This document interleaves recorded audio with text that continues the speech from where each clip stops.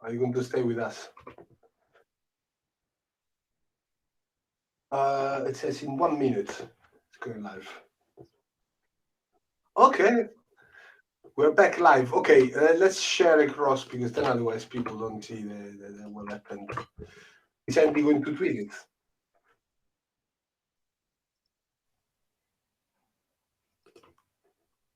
Okay.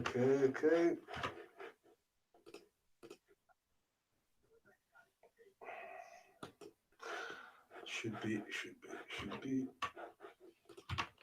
Okay, I'm going to share it across people. Yeah, okay, we can maybe start talking a bit. And for who's going to watch it again, sorry, the connection went down. Now we're back. Yeah, you can hear me, Mario. Yes, I hear you. Perfect. So it again. We have a guest, an amazing guest from Germany, from Leer, from Niedersachsen, Lower Saxony, in the northwest of Germany, and it's Mario from SV. Is it how you say Borussia Leer? That's right. Thank you. Yeah. So we've been going across the trip around Europe, and I think what we found, what we've been talking about, and what we try to understand is that basically we've got a lot of clubs who have the same ethos, the same goals. They come from different backgrounds, also different reasons to start, or different. I was listening to somebody talking about the origins of clubs, and it could be protest clubs, or maybe there are a lot of different reasons why clubs started. And you were talking about your club, which is again a new story, probably compared to what we used to listen in these little interviews we've done. And yeah, it was. So we can go with the first question, which is really like the historic question, the history question about your club, how you started it, and what's the background behind it. Yeah, the club Borussia Leer was founded already in 1981. And the strange thing about it is that it wasn't a football club at first. At that time, Borussia was called Ringfrei Leer. It was a boxing club. And it was not until 1984 that football was also played in the club. And from the end of the 1980s, the boxing department no longer existed, and the club was renamed Borussia Leer in 1991. Many people know the name from well-known clubs like Borussia Dortmund or Borussia Mönchengladbach. But in the Northwest, however, there was no club with this name Borussia. So those responsible at the time decided to choose this name, and Borussia was to be a young alternative to the well-known big neighboring clubs in the city of Leer. And so basically, we've seen that you've been doing a lot. I mean, you definitely identify like an anti-fascist football club, and you've got politics which are in the identity of the club. And I was curious to know basically how is which, and also in terms of structure, maybe how the club is structured now. What's the process that turned that. You talk like this really casually, but I think it's really interesting. I find it a bit quite fascinating, from a boxing club to an anti-fascist football club. So if you see the two ends only, it's until the mid 90s, Borussia stayed that small club to be a sporting alternative to the big clubs in the city. But that changed from around 1995 onwards. At that time, there was a team in Leer called Schwarzer Stern Julianenpark. And the name came about because the team played for many years on a small field in a park in Leer, the Julianenpark, famous park in Leer. And they played for fun. They didn't play in a league system. There were many interesting people on this team. Many interesting people played there: punks, anarchists, squatters. Um, yeah, in general, they were definitely people who were politically interested. And, anyway, the team didn't want to play friendly games just for fun anymore, but they also wanted to play for points in a league system. So they started looking for a suitable club, and that club was Borussia Leer. And at that time, Schwarzer Stern Julianenpark became the second team of Borussia Leer. And these people carried politics and social commitment into the club. So yeah, word of the club's social commitment spread quickly. At that time, the first refugees came to Leer, and many of them consequently joined Borussia Leer, where they were quickly integrated into the teams.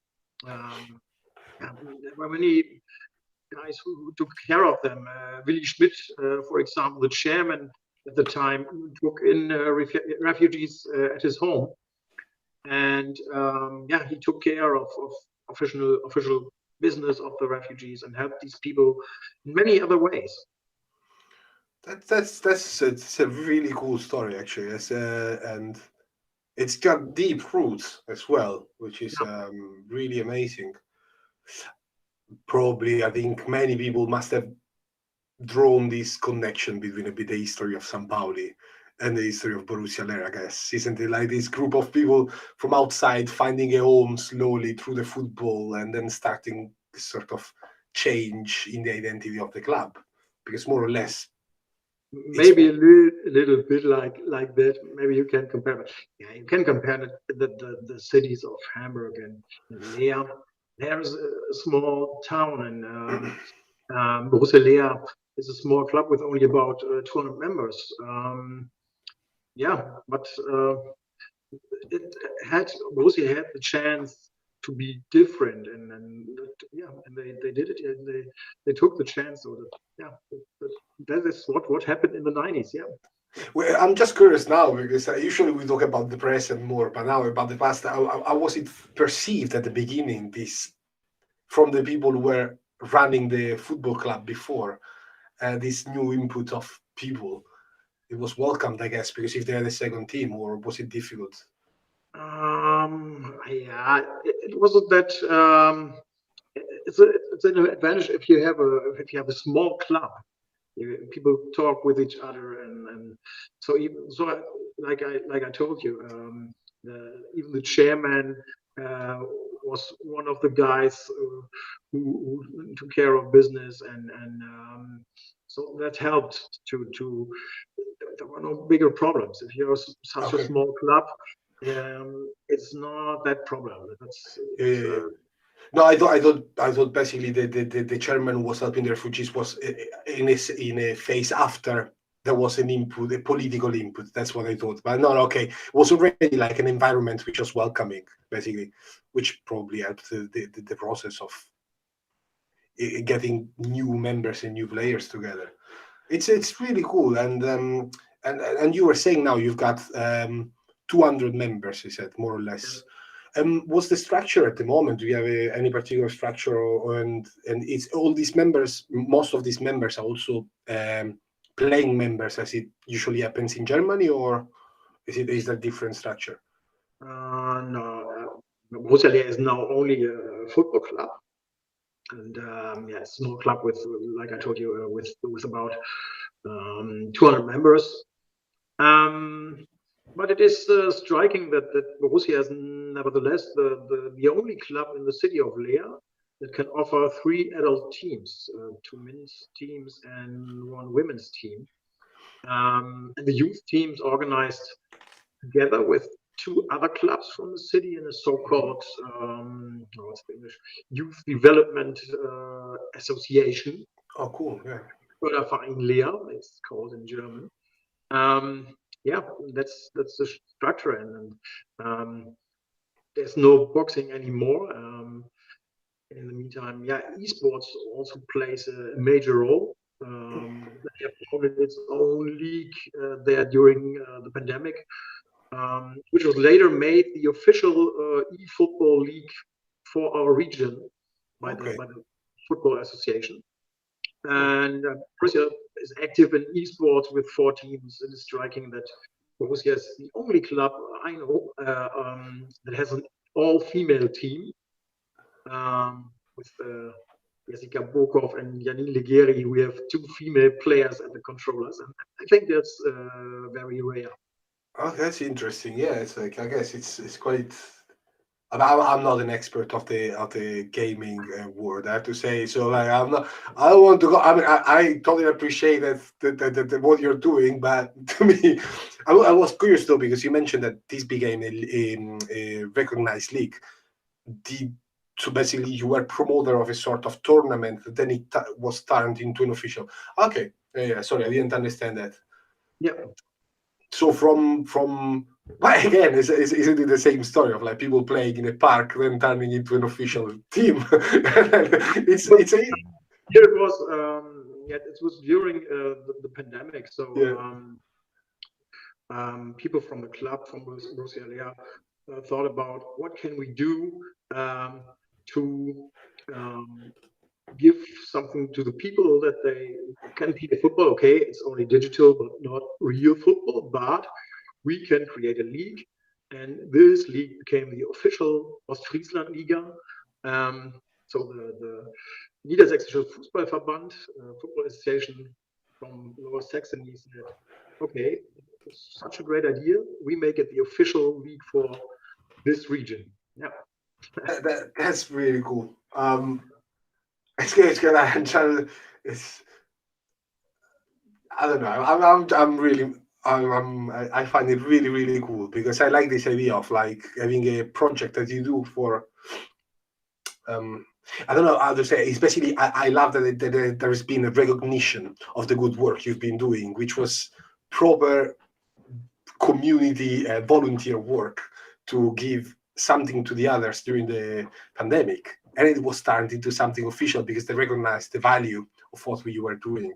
I we could have the chance to have understanding officials, understand it's good what they're doing, and they can teams and some also by clubs which are not like ours. You know what I mean? And so basically, yeah, in this, so you said a bit about the structure. You've got 3. How many teams do you have at the moment? How in sports terms, how are you structured? So we have 2 men's teams and 1 women's team. Yeah, that's the structure. We only have 3 teams, but like I told, the only club in the city of Leer that can offer 3 adult teams. Yeah, but on top of that, also you've got the esports teams and the kids.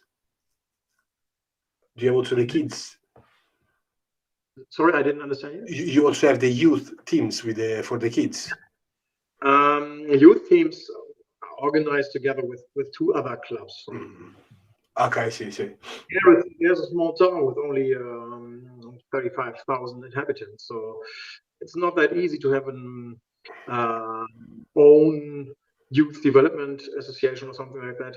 So it was put together with 2 other clubs, with bigger clubs in Leer, and working together is great. It's no problem. So it's called Jugendförderverein in Leer. Find a structure like that in many other towns, because it's always getting more difficult to find young players who want to play football. So teams or clubs have to work together to development for youth development, and that's the problem. Huh? So many clubs don't have an own youth development. Is it for the lack of kids in the town, or for the lack of interest of kids in football? So I was reading an article about that, and they were saying that kids are not really into football anymore nowadays. They're slowly losing interest.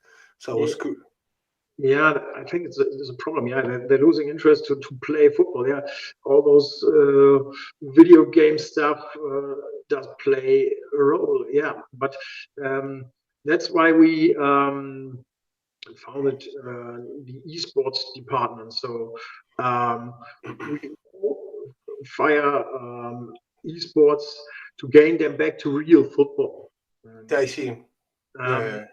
So yeah, it's a problem that many young players don't go to the fields. They sit at home and play their video games. Yeah. I was reading also that sometimes there was a research and kids were considering the football a slow sport, the games too long, and they're not really into even watching the games as much as it was for us, I would say, maybe. Yeah. But it's the thing is the approach to the played game is changing a lot in these years. I was it's interesting. I was going to ask you. First. I'll ask you another question. So, in this long history of the club, what are the milestones and the most important events you would consider?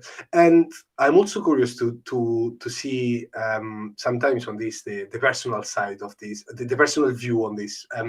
Let's say something that maybe for others can look irrelevant, but that for you personally got importance, and you felt that it was was a victory, even maybe a small thing that others couldn't see. So, sorry, I didn't understand that. So I was asking basically in the history of the club, what have been the milestones that you consider the main events in the history of the club, but also for you personally, at the same time, maybe what you considered yourself something that was, First of all, it was about a very clear positioning against the right, against discrimination, against homophobia. This is what the club stands for and takes social responsibility for. So the club is more than just a normal sports club, and that only focuses on football or sport. And it's great to see that so many people support these ideas and do more than sport, more than football, and that's what it's all about. It's that's what's important. So the ground of Borussia Leer also serves as a kind of district meeting place where people can meet and exchange ideas. So larger public events are also organized for the people from the district on a regular basis. Everyone is welcome, of course. This applies to the club in general, and in the past, members have collected donations for good causes with many campaigns, and the biggest campaign recently was certainly the creation of the own jerseys in cooperation with Rage, who also produced the Clapton jersey. So for every Borussia jersey sold, a donation goes to the crew of the ship Juventa, which rescues refugees in the Mediterranean Sea. Yeah, that's by the way, for anybody who's searching for it, the link to buy the T-shirt or Trikot, as you say in German, it's you can find it on the website of Borussia Leer. I think we'll put it in the description. It's either in the description, but we'll share widely because it's also beautiful. Like anyway, beyond the fact that it's a beautiful cause, it's also a beautiful kit. You were talking about the space. That's something that probably, as you imagined, as you know, for Clapton is becoming quite of an exciting moment because it's because of the old spoiled dog, because of our football ground. And it's interesting when you were saying about the activities. Uh, what's even if maybe even if they're not organized by the club, but what happens usually at the space you've got there? There's something. Yeah, we're planning some events, and in the past, bigger district. Okay, how can you say it in English? There were some events for all the people who live there Okay, see. in the part of Leer. Yeah, like a council, local ward meeting. I think they're called like this in here. It's important to create a kind of meeting point where everyone is welcome. So you can come there. It's more than football. Even if you're not interested in football, you're welcome. You can come there and talk to people or do what you want. That is what we want to create. Do you have the space open during the week when in normal outside Corona? It's not possible yet. We are trying to do something like that, but it's not possible yet. Okay, see, yeah.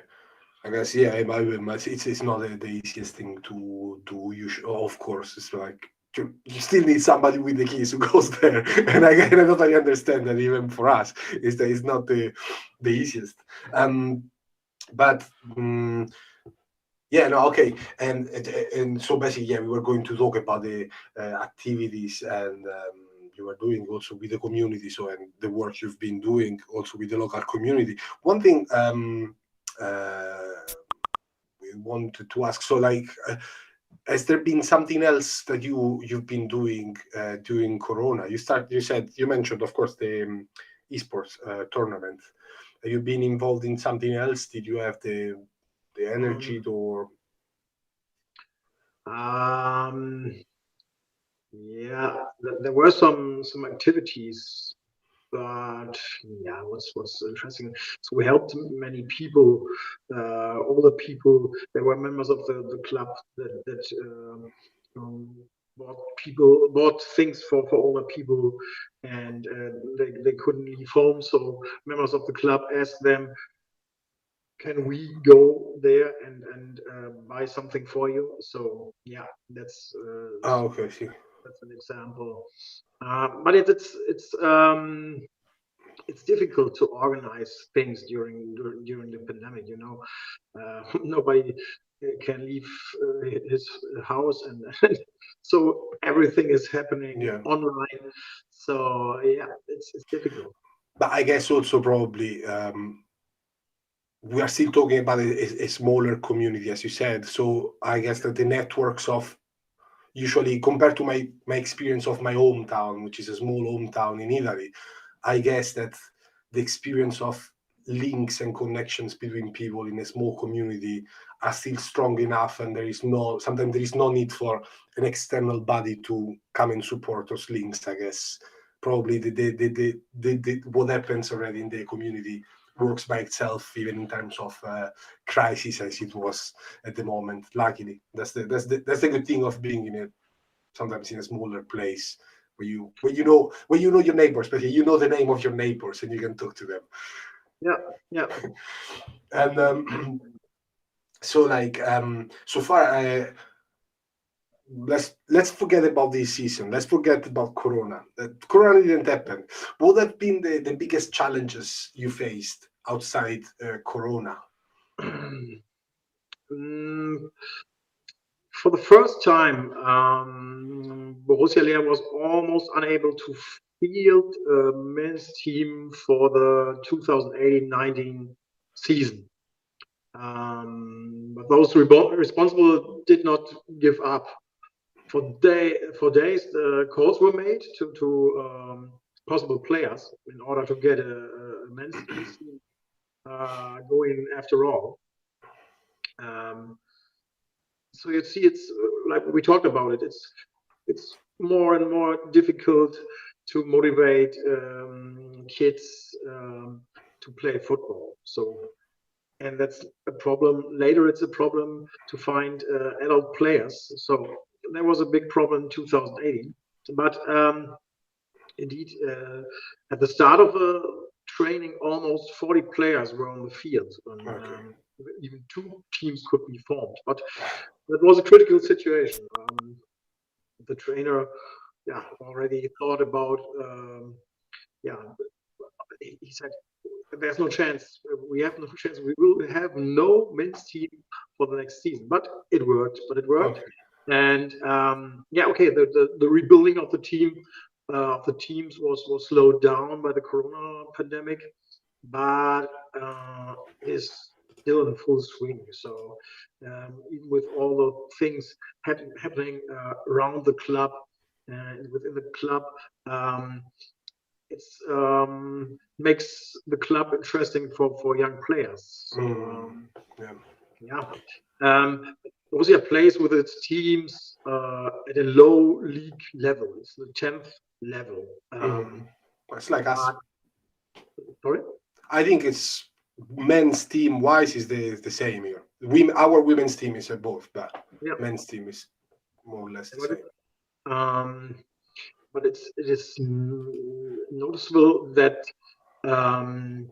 already at this amateur football level, there are clubs that pay money for footballers, or at least create financial incentives. That's the path Borussia can't or won't go down. But of course, that ensures that some talented players decide to go to other clubs. Yeah, of course. It is difficult to find new players, and that makes the situation difficult. Like I already said, in return, Borussia can offer other things that other clubs don't have. Borussia offers many spectators at the games. Borussia plays 10th level, so like I said, but there are so many spectators for this level. Reach in social media, an active fan scene that provides a lot of action and atmosphere around the games. It's cliche, but football is still lived here. So everybody lives football. So many people also support the solidarity actions and identify with the political and social value. It's not just about football, like we already said. No, what are the attendances? As also, I was wondering in terms, because you were talking, there were problems with fielding, like having a men's team. Women's team, do you find more people interested in playing?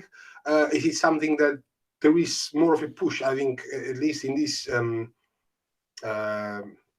talking as a man, so like probably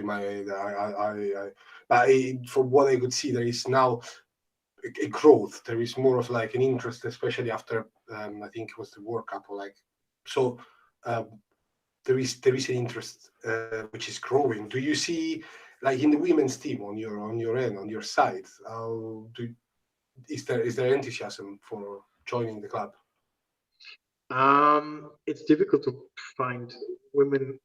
Still difficult to find women who want to play football. So in Germany, in the mid-90s, women's football was the national team was very successful. Many young girls played football, but it's doesn't happen anymore, and it's not easy to find women who want to play football. Borussia has a long tradition with its women's team, already 25 years.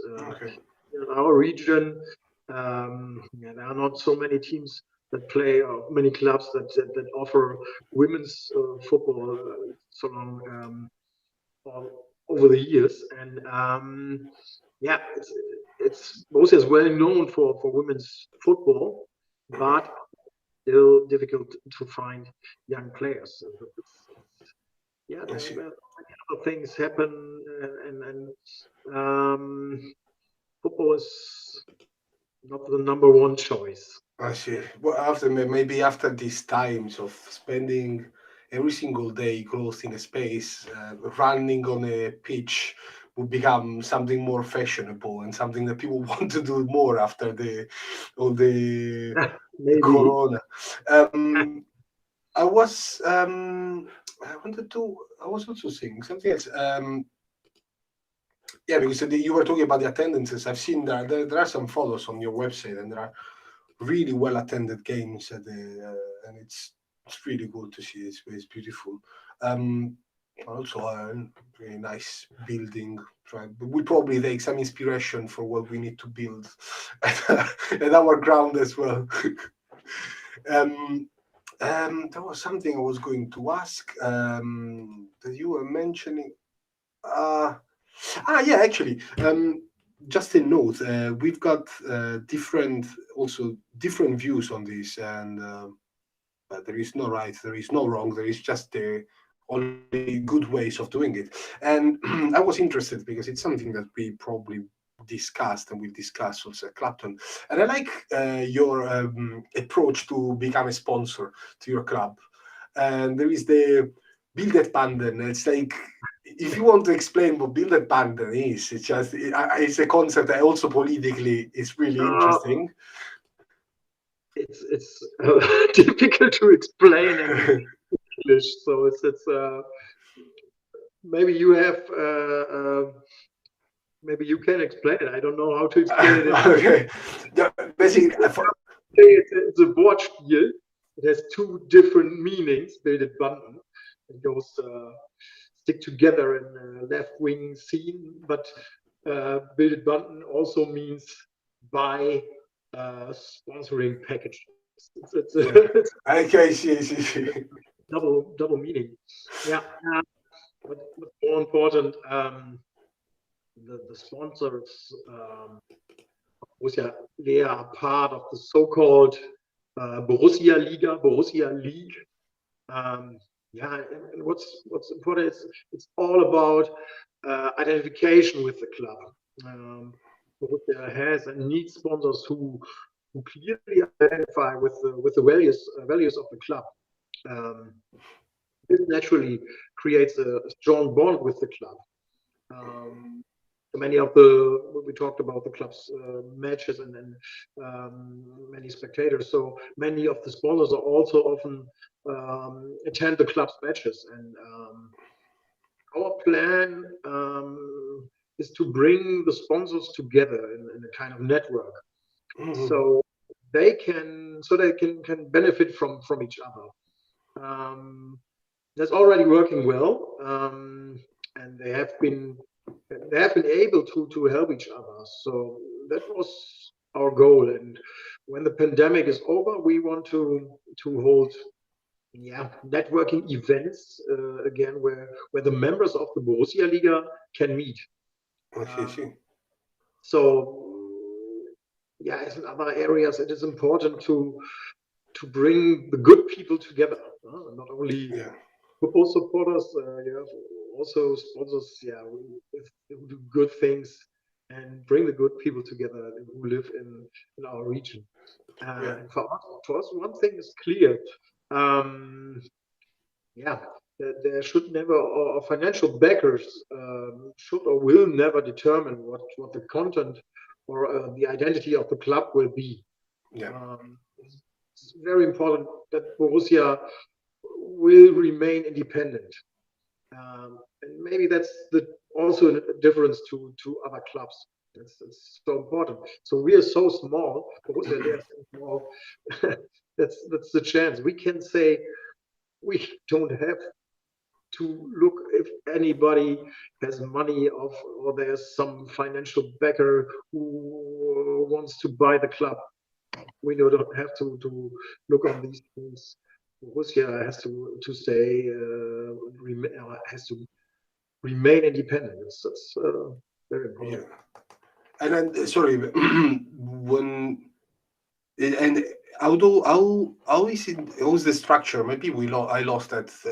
So is that do you vote for a board with a chairman, or is there an horizontal structure which is organizing the club, which is of the members? How is it? The members, there's an election every year. The members come together and elect the people who are in charge. Elect a chairman, elect other people who are responsible also for football things, and that's so yeah, members elect the guys or the girl in charge. Yeah, no, just it's usually a common way. Also because I suppose usually the league and the football federation, they are asking that you provide a certain structure. Then if you follow it yourself, that's another matter. But you still have to give the name of the chairman, the name of the treasurer, and things like this. Then how you organize inside that, they don't see it, so it's fine. They don't need.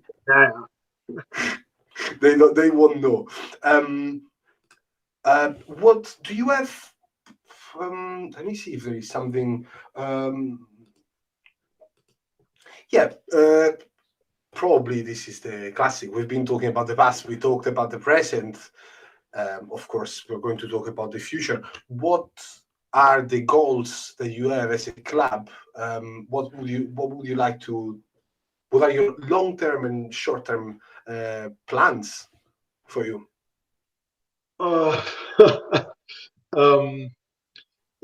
It's important is so Borussia plays in the Bahndam Arena, and it's a kind of typical football pitch with some benches and no real stand. So building a stand is one of the plans for the future. Our fans, our supporters really deserve their own terrace. Mm-hmm.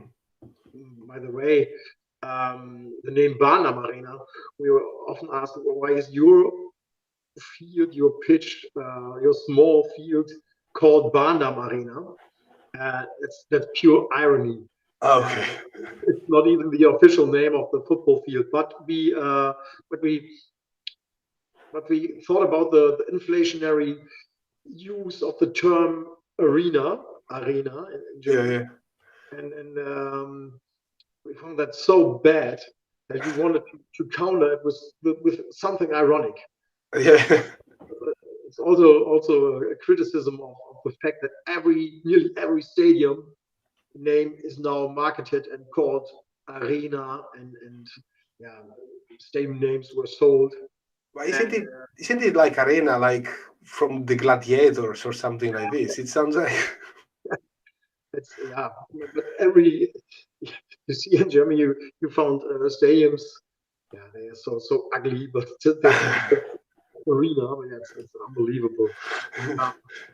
So every stadium looks the same. That's the problem. If you see many stadiums in the Erste Bundesliga or Zweite Bundesliga, many stadiums look the same.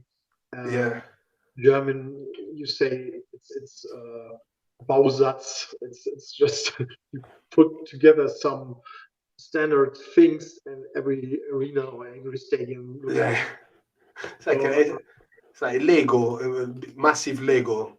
Yes. But Bahndam Arena, it's pure irony. And Bahndam, by the way, is the name of the street where Borussia is located. Okay, see. You always been there? Yeah, the club has always been there, and not in the 80s. There was a different place, but now since 25 years, the club is plays in the Bahndam Arena. And the clubs in our region, in Niedersachsen, any clubs have only little support from the authorities, and they have to take care of the maintenance of the field and grounds themselves.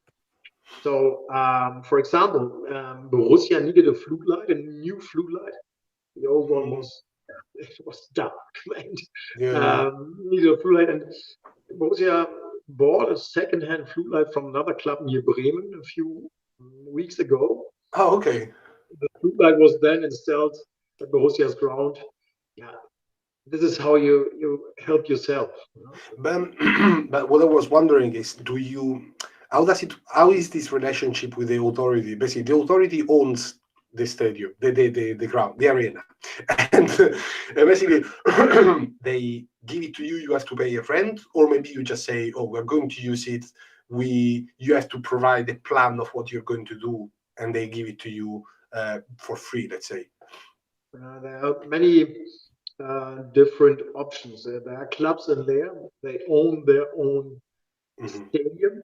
The biggest club in Leer, Germania Leer, they own their stadium, and there are other clubs that they have to pay to use fields. Yeah, but Borussia uses a field. In origin belong to a different club, a neighboring club. It's called VfR SV, and they talked about it 25 years ago. So you already got two fields. Can we use one of your fields? And yeah, there were some discussions 20 years ago, but now it's no problem anymore, and Borussia uses one of the fields. And Is that so? But if you play against them, it's your local derby. yeah, it is. But they don't play in the same league at the moment. Maybe in the future it will happen again. Because I was looking at the satellite view, and there are two pitches. One that is one like this, and one in the middle like this.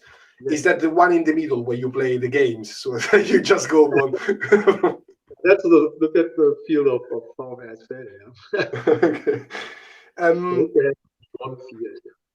And I wanted to ask. There was somebody asking a question on YouTube, and it's something that I again, it's esports, so I don't know much. But the question is, how do you run the league, the E-League? Is it on FIFA, in Ultimate Team, or Pro Clubs, or something different? I'm an esports expert, so you have to ask our friend Kai Butcher. He's responsible for esports, and Thomas Franz, he's responsible.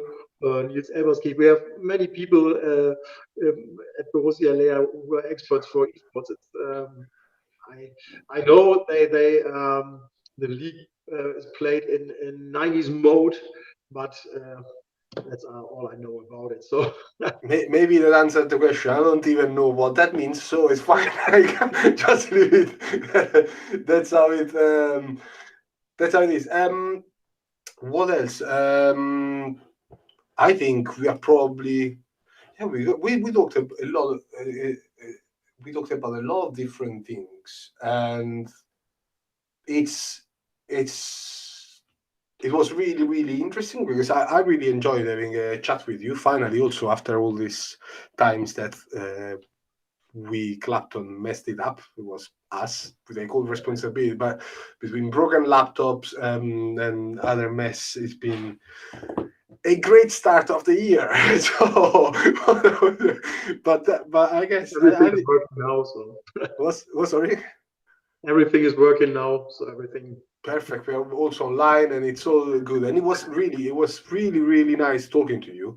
Again, for people who are interested in the kit, you can find it in the website of Borussia Leer, and we'll put it on our social media because it's it's both beautiful. Yeah, it was a surprising big success. The Rage jersey.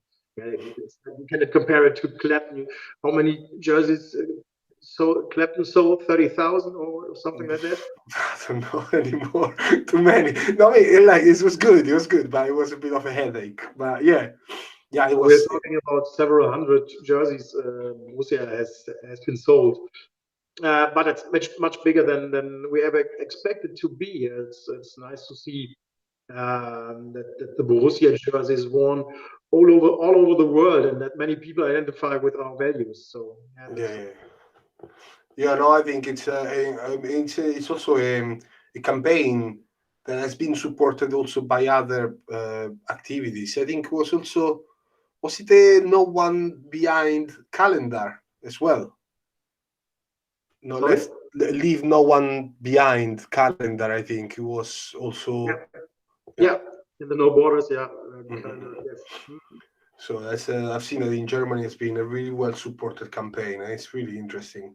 There are strong links also because I think they're from Germany, aren't they? Like the people who actually are on the sea, the captains and the association. Is it German? Juventa.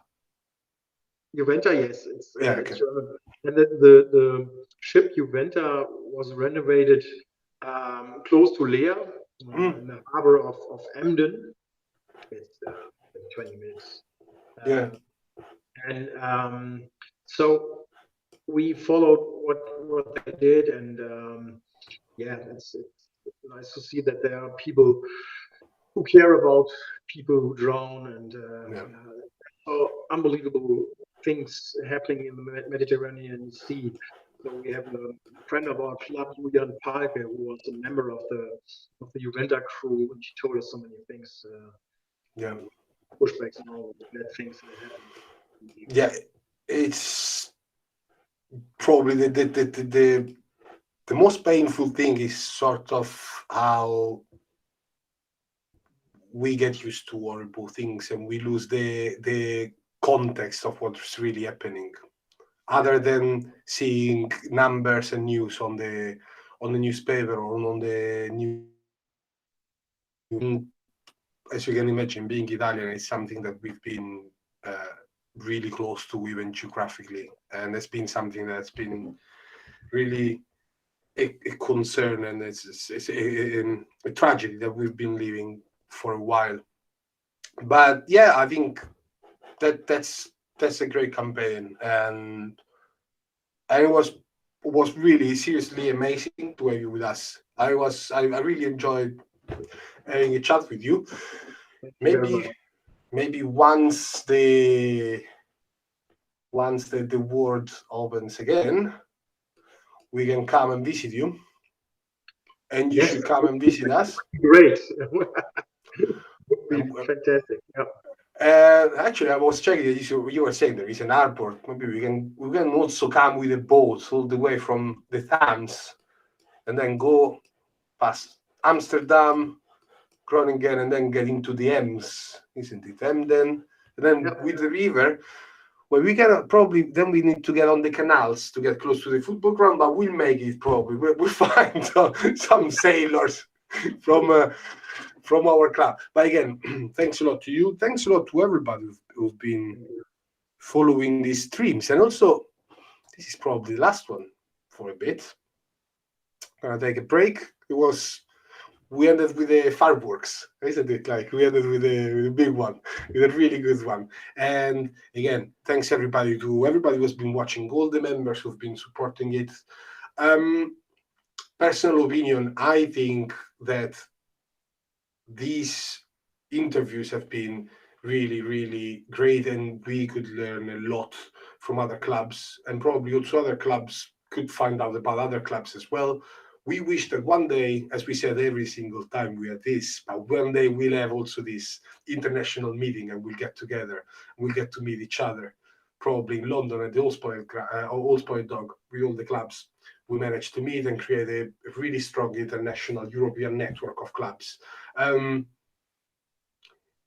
These are the times where we need to listen to each other. It's going to be difficult. Things are difficult. If we stick together, and as Clapton, we learn from the others, it's going to be a success, because look what they've done. They're amazing. So we should aim to be like Borussia Leer, for example. We should have all these goals of becoming like amazing people who are doing an amazing job across Europe. Again, thanks everybody. Oh, thanks a lot, Thomas Serovian, who's our friend, who's behind the scene. Thomas, probably his microphone is out, so he doesn't. Well, there has been this person behind the scenes that I've been talking to sometimes, but he's there and he's been setting up all these amazing things. Can everybody see you now, Thomas? I see him, but I don't know if YouTube world can see him. He's waving his hand to you all. So okay, Thomas, I think we are done. Thanks a lot. Thanks a lot again, Mario. See you soon. thank you. Thank you. Okay, I think we are offline. Mario.